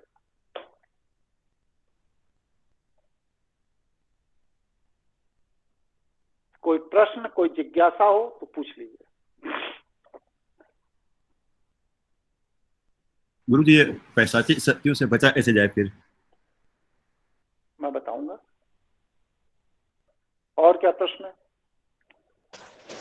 गुरुजी, ये यक्षिणी और पूर्वजों की जो शक्ति होगी उनको कैसे पहचाना जाएगा? हाँ, अच्छा प्रश्न। यक्षिणी की शक्ति, आवाज जो होगी, ध्वनि जो होगी, वो कोकिला ध्वनि होती है। मतलब जैसे किसी महिला की मधुर आवाज हो, ये यक्षिणी होगी। और पूर्वजों की ध्वनि में पूर्वज जीवित रहते जिस ध्वनि में आपसे संवाद करते थे, उसी ध्वनि में स्पष्ट वैसे ही बात होगी जैसे आपकी मेरी हो रही। अब विवेक जी के प्रश्न का उत्तर कि इन पैशाचिक शक्तियों से बचा कैसे जाए। पैशाचिक शक्तियों से बचने के लिए आपको अपने साधना करने के दौरान एक ऑरा, एक कवच बनाना पड़ता है। ये ऑरा, ये कवच या तो आपके गुरु से आपको प्राप्त होता है, गुरु दीक्षा के तहत, या फिर आपको ये ऑरा, ये कवच प्राप्त होता है इष्ट देव से, जिसको आप अपना इष्ट मानते हैं। जब आपका ये ऑरा, ये कवच जो गुरु की कृपा से या इष्ट देव की कृपा से आपको प्राप्त होता है, तो उस ऑरे की ऊर्जा से, जिसे आपने अपनी साधना से विकसित किया है, उस ऑरे की ऊर्जा से प्रभावित होकर के ये पैशाचिक शक्तियां आपको परेशान नहीं करती, आपके पास नहीं आती हैं, क्योंकि उन्हें मालूम है कि इस व्यक्ति के पीछे यह देव शक्ति या यह गुरु की शक्ति कार्य करती। लेकिन जो लोग बिना गुरु के, बिना इष्ट के साधना शुरू करते हैं, वो लोग आगे पीछे अल्टीमेट कहीं ना कहीं पैशाचिक ऊर्जाओं में घिर जाते हैं। यही महत्व है साधना में गुरु का, वरना साधना में गुरु की कोई आवश्यकता नहीं। ठीक है जी। एक प्रश्न है, यतन बोल रहा हूँ। इनके कुछ संकेत भी होते हैं क्या? जैसे घर में तुलसी का पौधा लगा हुआ है, पिछले एक हफ्ते से वो मुरझा रहा है, उसके पहले ठीक था, तो इसका भी कोई संकेत हो सकता है? बिल्कुल हो सकता है, बिल्कुल हो सकता है। देखिए, तुलसी के पौधे के मुरझाने की 3 वजह है। पहली तो प्राकृतिक वजह है कि अधिक ठंड में तुलसी का पौधा मुरझाता है। तो जब ठंड अधिक पड़े, मतलब कि 12-14 डिग्री से नीचे टेम्परेचर हो, तो तुलसी के पौधे को रात्रि में ओस से बचाने के लिए उसके ऊपर चुनरी डाल दीजिए, या अगर गमले में है तो उसको अपने घर के अंदर रख लीजिए और सूरज की रोशनी में निकालिए। दूसरा उसका कारण यह होता है कि हमारे घर में अगर कलह अधिक होती है, तो उस कलह को एक सीमा के बाद तुलसी रूठ जाती है। संवेदनशील पौधा है, तो वो रूठ जाती है और रूठ कर वह स्थान छोड़ देती है और पौधा मुरझा करके नष्ट हो जाता है। तीसरा कारण क्या है? तीसरा कारण तुलसी के पौधे के मुरझाने का यह है कि आपके यहाँ कोई बहुत बड़ी विपत्ति आपके परिवार पर आ रही है, तो उस विपत्ति को वह तुलसी जिसकी आप पूजा करते हो, आराधना करते हो, वो उस विपत्ति को अपने ऊपर ले लेती है, जैसे जानवर ले लेते हैं, और लेकर के उस विपत्ति को वह अपने ऊपर लेकर के स्वयं को नष्ट कर देती है, लेकिन आपकी रक्षा करती है, जैसे मां करती है। ये 3 कारण तुलसी के पौधों के नष्ट होने के हैं। इनमें से क्या कारण है, ये आपको परिस्थिति के अनुसार, विवेक अनुसार देखना पड़ेगा। जी धन्यवाद। और कोई साथी कुछ जानना चाहते हैं? गुरुजी, योगेश बोल रहा हूँ। अनाहत ध्वनि इसी से ही रिलेटेड है गुरुजी क्या? अनाहत पर चर्चा हो चुकी है ब्रह्मास्मि क्रिया योग में। अनाहत हृदय स्थान पर जो उत्पन्न होने वाली ध्वनि है उसको कहा जाता है। इस पर मैंने एक पूरा सेशन लिया था, अब वीडियो पुराने देखिए, मिल जाएगा आपको। गुरुजी एक आपने एक और बोलिए यतन जी एक और प्रश्न है। जो आपने बोला कि आंसू आते हैं जिस समय ध्यान एकाग्र होता है, और जैसे डमरू में या घंटे की ध्वनि से, तो जब हम अपनी साधना कर रहे होते हैं सुबह को, लेवल 1 लेवल 2 वाली, उसमें भी आंखों में से काफी पानी आ रहा होता है। आ जाएगा, क्योंकि आपका मस्तिष्क उस समय भी विचार शून्य होता है। आंखों से आंसू आने का मतलब बस सिर्फ इतना है कि अब मेरा मस्तिष्क आडंबर से अलग हो गया है और सहज अवस्था में आ गया है। तो जब भी मस्तिष्क आडंबर से अलग होकर सहज अवस्था में आएगा, तो आपके मस्तिष्क में जो कुंठाएं परिस्थितिवश दबी हुई हैं, वो सारी की सारी कुंठाएं आंसू के रूप में आंखों से बाहर निकलनी शुरू हो जाए। जी धन्यवाद। गुरुजी एक आपने वर्ड बोला था अबोध गति, वो मैं समझ नहीं पाया, उसका क्या एग्जैक्ट मतलब है? फिर से बोलिए, मैं आपकी बात समझ नहीं पाया, क्या बोला आपने एक वर्ड बोला था अबोध गति, शायद मस्तिष्क की है, वो मैं मतलब नहीं समझ पाया। अबोध गति क्या होती है? नहीं, किस संदर्भ में बोला? संदर्भ थोड़ा याद दिलाइए तो फिर बताऊं। वो मुझे भी याद नहीं आ रहा। ब्रेन की बात कर रहे थे, मस्तिष्क की, तो अबोध गति कोई वर्ड बोला था, तो अब मुझे वो याद नहीं आ रहा है। मुझे भी संदर्भ याद नहीं आ रहा है। संदर्भ याद आएगा तो फिर मैं उसको बता दूं। ठीक है। कहाँ चले गए थे आप? पिछले क्लास में नहीं थे? गुरुजी मैं बाहर था, तो एक्चुअली मेरा चक्कर लगा कानपुर, तो मेरे को तो इच्छा थी आपसे मिलने की, पर टाइम नहीं था। फिर मैंने कहा टाइम निकाल के आपसे पूछ के तब आऊंगा। कोई बात नहीं, मतलब एक जनवरी फरवरी के बाद सोच रहे हैं एक ऐसा क्लास रखा जाए जिसमें आप सभी लोग अलग अलग जगहों से आ जाइए। फिजिकल रूप से 3 दिन का सत्र रखा जाए, जिसमें सभी से साक्षात सबसे भेंट हो जाएगी। पर वो मार्च के बाद अगर हो गुरुजी? हाँ ठीक है, मार्च रखिए, अप्रैल रखिए, मुझे कोई वो नहीं, जब सबकी सुविधा हो तब रखिए। हाँ जी, हाँ जी, मार्च के बाद ही गुरुजी। क्योंकि वो मार्च की क्लोजिंग होती है तो उसके बाद फिर। हाँ ठीक है, ठीक है, रखिए ना रखिए ये भी आपकी इच्छा है। नहीं नहीं, हमारी तो बहुत इच्छा, मैं तो कानपुर तक था, गया हुआ था, मेरी इच्छा थी आपसे, फिर मेरे पास टाइम शॉर्ट था, मैंने कहा पता नहीं आपका टाइम कोई बात मिले ना मिले। कोई तो बात कोई बात ठीक है जी। रखिएगा जरूर गुरु। हाँ, ये ज्योतिष का क्लास मैं कल से शुरू करने जा रहा हूँ, तो कल से ज्योतिष का बेसिक क्लास शुरू कर दूंगा। और अपना ये जो विश्व सत्ता का जो क्लास है, इसको अगले हफ्ते से करने का मन बना रहा हूँ, क्योंकि इस हफ्ते में यति जी, हाँ जी, ये तंत्र के 3 क्लास होने हैं ना, सैटरडे संडे मंडे, कंफर्म है? फ्राइडे सैटरडे संडे जी। फ्राइडे सैटरडे संडे, ठीक है। हाँ जी, हाँ तो जी, फ्राइडे सैटरडे संडे, क्योंकि तंत्र के 3 क्लास 3 दिन निरंतर होने हैं, इसलिए तंत्र के क्लास के बाद फिर हम विश्व सत्ता का क्लास शुरू कर देंगे। जी। वैसे अभी 3 जनवरी तक छुट्टियां सी ही हैं, काम काफ़ी कम है, तो हम प्रयास करेंगे कि बाकी और क्लासेस करके सिलेबस काफ़ी खींच लें। हाँ हाँ, जी तंत्र में जितना खींच लेंगे उतना अच्छा हो जाएगा आपके लिए, जी। क्योंकि अभी हमारा भी 7 जनवरी तक कोर्ट वोट सब बंद है, तो मैं भी चाहूंगा कि हफ्ते में 4 दिन 5 दिन, जैसा सबकी सुविधा हो उस हिसाब से काम को कर लिया जाए। जी ठीक है, अब आज के विषय में किसी के मन में कोई प्रश्न हो तो रख लीजिए, और फिर इसके बाद आगे हम लोग बढ़ेंगे। आज मैंने देखा था दामोदर ने वो डाला था एक तो ग्रुप में कि कोई व्यक्ति शक्तिपात दिखे, दामोदर जी जुड़े नहीं है, मैं उनसे कहता कि किसी को परसू मत करिए, हर व्यक्ति अपनी सुविधा से अपनी मानसिक स्थिति के अनुसार साधना कर रहा है, हड़ाबड़ी का कोई काम मत करिए। जो व्यक्ति, जब लोग मानसिक रूप से तैयार हों तो छोटे छोटे 2 बैच 3 बैच बना करके शक्तिपात का कार्यक्रम रख लिया जाएगा, इसके लिए कि मुझे जल्दी से कुछ मिल जाए और जल्दी से मैं कुछ प्राप्त कर लूं, ये कामना से दूसरों को प्रेशर करके आधी अधूरी साधना में शक्तिपात के लिए ले आना, ये उचित निर्णय नहीं रहेगा। इसलिए लोगों को सो मोटो काम करने दीजिए, स्वतः काम करें, इसके लिए कोई किसी को परसू ना करे तो ज्यादा अच्छा है, ये मेरी राय है।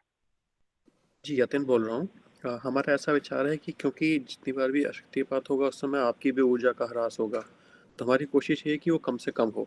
तो हमारा प्रयास ये है कि एक मंथ में, जैसे जनवरी एंड में एक सेशन रख लेंगे, उस समय जितने लोग स्वतः तैयार होंगे वो जनवरी एंड में पहला शक्तिपात कर लेंगे, उसके बाद फरवरी एंड में, मार्च एंड में, इस तरह से। तो ये तो पहला हो गया। और दूसरा क्या है कि कुछ लोग जो हैं वो किसी भी सामाजिक कारणों से अपनी साधना अभी कर नहीं पा रहे हैं, किसी का कुछ अवरोध आ गया है, तो उन लोगों को हम थोड़ा हैंड होल्डिंग कर रहे हैं ताकि उनसे बातचीत करके मोटिवेशन हो और दोबारा ट्रैक पे आ जाए। तो मैंने नोटिस किया, पर्सनली नोटिस किया है कि बहुत बार साथियों से बात करके मोटिवेशन मिल जाता है, एक पॉजिटिव मोटिवेशन। बिल्कुल वही प्रयास है। बहुत अच्छा है, आपने ये सकारात्मक बात की, और मेरा भी राय ये है कि ये जीवन है, ये आध्यात्मिक ऊर्जाओं का खेल है, इसमें हड़बड़ जैसी कोई चीज ना की जाए, सुकून से काम किया जाए, जो किया जाए व्यवस्थित किया जाए और ऐसा किया जाए जिससे कि हम भी लाभान्वित हो और दूसरों को लाभ दे सके। कोई ऐसी चीज नहीं है कि मैं कहीं भागा जा रहा हूँ, आप ही लोगों के साथ हूँ, और व्यवस्थित तरीके से आगे बढ़ेंगे तो आपको भी आनंद आएगा, और हमें तो खैर आ ही रहा है आपके साथ। एक अनुरोध है। हाँ, विश्व सत्ता के लिए जो लोगों ने अपना रजिस्ट्रेशन करा लिया है, वो लोग अपने और किसी को जोड़ना चाहें, कुछ करना चाहें तो कर लीजिए। अगले हफ्ते से हम चाहेंगे कि उसको क्लास शुरू कर दिया जाए। हाँ बताइए ये चीजें। जी, जो आपने आज कर्ण साधना बताई है, इसका क्या एक प्रयोग संभव है, जैसे कि जो आपने लेवल 2 वाला बताया था, जिसमें कि गुरु एक कैवल्य का अनुभव करवाते हैं, क्या वो संभव है जी? अगर कोई क्यों नहीं संभव है, क्यों नहीं संभव है, बिल्कुल संभव है, किया जा सकता है जी। जब आप ठीक समझे हम करवा देंगे, करवा दें। ठीक है, आज का क्लास पूर्ण किया जाता है। गुरुजी मैं हाँ बताइए। ये कर्ण साधना के लिए डमरू वादन करें तो कब करें और कैसे करें, कितने समय? कुछ किसी भी समय, जिस समय आपको समय हो अपनी सुविधा से। जी ठीक है गुरुजी। गुरुजी नेट से ढूंढ करके उसको संगीत सुन करके काम हो सकता है? नहीं होगा, क्योंकि वहां राहु का हस्तक्षेप हो जाता है जब आप इंटरनेट का प्रयोग करते हैं। आपको डमरू लाना पड़ेगा, नेट से सुनकर उस तरह के बजाने का अभ्यास करना पड़ेगा, फिर इसके बाद नेट बंद करके उस तरह से बजाकर आप अपना अभ्यास कर सकते हैं। ठीक है गुरुजी। गुरुजी एक अनुभव, बोलिए। गुरुजी एक अनुभव भी बताना चाहूंगा। पहले ऐसे एकांत जगह में जाने से पहले डर भी लगता था। अब ये साधनाएं करने से अभी डर खत्म भी हो गया है, मतलब कोई जीव जंतु से भी डर नहीं रहा और भूत प्रेत से भी पहले ऐसे लगता था कि यहाँ है कुछ ऐसा। वो सब कहीं कुछ नहीं रहेगा। आप बस साधना में अपने को आप लोग परिपक्व करते जाइए और देखिए जीवन में ऐसी चमत्कारिक चीजें आपके साथ होंगी जो आपको लगेगा ही नहीं, मतलब कि जो आप कभी नॉवेल में या किसी के माध्यम से सुनी हुई बातें हैं वो सब आप लोगों के जीवन में सकारात्मक घटेगा। बस थोड़ा अभ्यास करिए, अपने को एकाग्र करिए। ईश्वर की इतनी बड़ी कृपा है कि इस तरह का विज्ञान आप लोगों को बताया जा रहा है, समझाया जा रहा है। उस मार्ग पर आप चलेंगे, निश्चित से आप लोगों का विकास होगा, कल्याण होगा। हाँ विवेक जी कुछ कह रहे थे। जी गुरुजी थोड़ा सा भ्रामरी एक बार फिर बता दीजिएगा, मैं ठीक से ये नहीं कर पाया उसको। कोई बात नहीं। ये दोनों अंगूठे लेने हैं, कान के ऊपर रखना है, नासिका यूं बंद करनी है, ये दोनों आंखें इस तरह बंद कर देना है।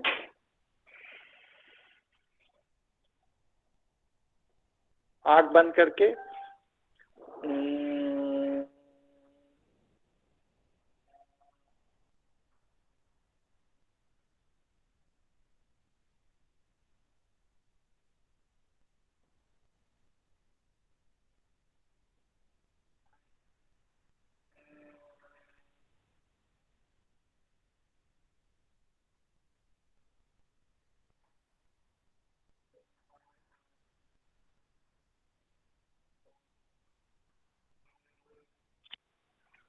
इस तरह से कर। जी इसमें फिर सांस बाहर नाक बंद रहेगी तो सांस तो निकलेगी नहीं, फिर आवाज कैसे आएगी जी? आवाज के साथ सांस भी आएगी बाहर। अच्छा तो नाक पूरी तरह बंद नहीं करनी है, थोड़ा सा खोल के रखनी है ताकि हाँ सांस थोड़ा निकले। इतना इतना के सांस निकलती रहेगी हल्की से। जी धन्यवाद। आप करेंगे 5 बार एक साथ भ्रामरी करके, फिर आप अपने आप ऑटोमेटिक डीप मेडिटेशन में चले जाएंगे। भ्रामरी करने का रामदेव जी तो खैर उसका मजाक बना रखा है उन्होंने, लेकिन भ्रामरी करने का जो सबसे बड़ा उद्देश्य है वो यही है कि चंचल से चंचल चित्त भ्रामरी के उपरांत डीप मेडिटेशन में प्रवेश कर जाता है। 5 बार करिए, डीप मेडिटेशन में उतर जाएंगे। जी धन्यवाद। ठीक है। नमस्कार गुरुजी, अविनाश बात कर रहा हूँ। बोलिए अविनाश। अगर हम ये सोच सकते हैं आपका रक्षण हमारा ऊपर है, हमारा आरोग्य का ऊपर।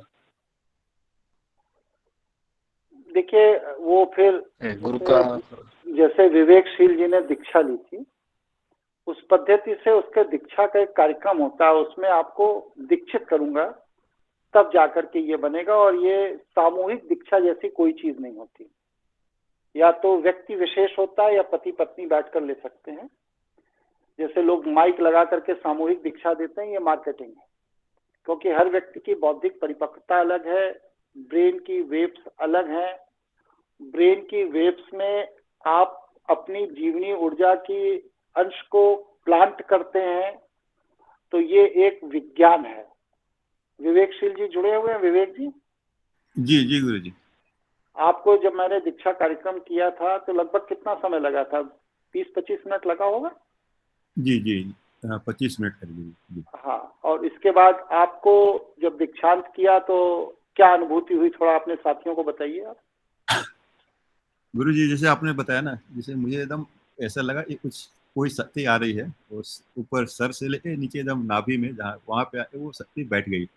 उसके बाद से बहुत ज्यादा ऊर्जा अनुभव हो रहा था, और ये करीब 10-15 दिन तक ऐसा चला। तो मैं बहुत ज्यादा अपने को अच्छा महसूस कर रहा था कि मेरे में बहुत ज्यादा सडनली, मतलब ये जीवनी ऊर्जा बहुत बढ़ गई, ऐसा लग रहा था। हाँ, तो ये क्योंकि दीक्षांत में क्या होता है कि जब आप दीक्षा देते हैं तो आप अपनी जीवनी ऊर्जा का एक छोटा सा अंश उस व्यक्ति के अंदर प्लांट कर देते। अब वह व्यक्ति के अंदर जब वो प्लांट कर देते तो उस व्यक्ति की जिम्मेदारी है कि वो उसको विकसित करे। जैसे बहुत अच्छे नस्ल का कोई बीज किसी फसल का किसी किसान को दे दिया जाता है और वह बीज उसको दे करके वह उसको प्लांट कर देता है, फिर वह किसान उससे मल्टीपल बीज बनाता चला जाता है। तो ये दीक्षांत कार्यक्रम होता है। ये ऐसे ओरल मतलब आपके कल्पना कर लेने से कि आप कि मैं गुरु हूं, मेरे कल्पना कर लेने से कि आप मेरे शिष्य हैं, इससे ये चीज नहीं होगी। अगर आप इसको विधिवत करना चाहते हैं तो फिर इसके लिए अविनाश जी हमसे अलग से फोन से बात करिएगा, मैं उसकी पूरी प्रक्रिया बताऊंगा। उसके लिए आपको अपनी तैयारी करनी पड़ेगी, क्योंकि आपके जो जीवनी दिनचर्या में जीवनी शक्ति का प्रवाह है उसमें हमारी जीवनी ऊर्जा के अंश के प्रवेश करने से एक उसमें उथल पुथल सी हो जाएगी। तो उसको बर्दाश्त करने के लिए पहले आपको थोड़ी तैयारी करनी पड़ेगी। तो इस पर आप अलग से बात कर लीजिएगा, मैं आपको बता दूंगा कैसे क्या होगा। जी अगर आप इच्छुक हैं तो। हाँ गुरुजी, बहुत उत्सुक हूँ। ठीक, आपका ठीक है गुरुजी, कॉल करूंगा। हाँ कर लीजिए। यहाँ एक प्रश्न बनता है, जैसे अविनाश भाई ने कहा कि तो इस समय हमारे ऊपर ना तो ईस्ट का प्रोटेक्शन है ना आपका, क्योंकि आपने हमें अभी दीक्षित नहीं किया अलग से इंडिविजुअली, और ऐसे में हम साधना कर रहे हैं तो हमारी ऊर्जा बढ़ रही है। तो ऐसे में जो पैशाच शक्तियाँ होंगी वो हमसे आके संवाद करना चाहेंगी। हाँ, जब आप उस स्तर पर पहुंच जाएंगे जहां पर आप अपने अलावा किसी दूसरे का भी कल्याण कर सकेंगे, जी, जब आप उस स्तर तक जीवनी ऊर्जा को विकसित कर लेंगे तो पैशाचिक शक्तियां फिर आकर्षित होने लगेंगी अपने कल्याण के लिए। तो मतलब अभी कोई दिक्कत नहीं है, अभी हम अभी तो इनिशियल स्टेज है, अभी कोई दिक्कत। ठीक है जी, धन्यवाद। ठीक है भाई, सभी साथियों ने पूरे विषय को सुना समझा, सबको बड़ा धन्यवाद। और ज्योतिष का क्लास कल से मैं शुरू करूंगा, तो जो लोग अपने साथी हैं वो लोग तैयारी रखेंगे। कल से ज्योतिष के बेसिक कोर्स की शुरुआत मैं करने जा रहा हूँ। ठीक है, नमस्कार जी, धन्यवाद गुरु जी, प्रणाम। प्रणाम गुरु जी। प्रणाम गुरुजी। धन्यवाद गुरु जी। खुश रहिए।